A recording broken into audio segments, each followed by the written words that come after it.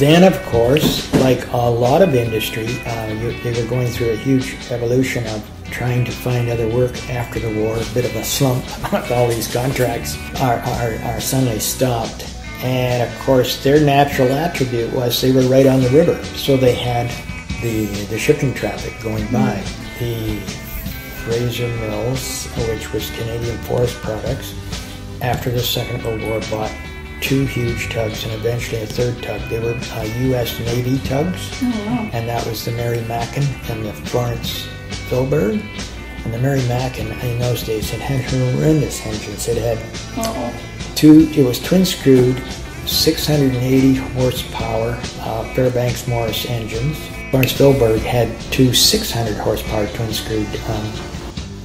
These were diesel engines, and they needed to be retrofitted from U.S. Navy tugs to coastal duties here, and a lot of that retrofitting was done right down there at Webb and Gifford, alongside the dock. And then later they bought the Isabel Stewart. I think she was steel-hulled. They were wooden-hulled. Beautiful vessels. So we did some repairs on those vessels. Then what was evolving as I came on board in the machine shop, and I'm just talking about the marine link, was New West was trying more and more to develop a port for tramp steamers. During the Second World War, Henry Kaiser, became famous for building Liberty ships. And that was where the Americans in their assembly line process learned how to assembly line 10,000-ton freighters. And they did an amazing job on it. And they were just building bottoms to get goods over to Great Britain. And they put out thousands of them. We did, of course, the Braddock, but they were Fort-class vessels. These were Liberty vessels that I'm talking about.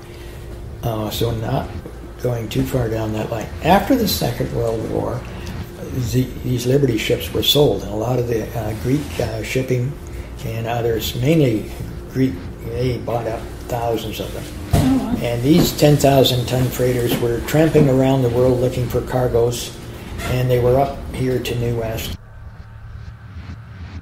Through your career, what changes in technology, the work technology, did you experience through the years? Oh, gee, like I say, when I first started, it was Liberty ships with standing gear, steam winches, and then through the years they graduated to electric winches, and then from there they went to hydraulics, and then after the Liberty ships, I guess the first 20 years of my career we still had Liberty ships coming in, but then we went to bigger ships with open hatches.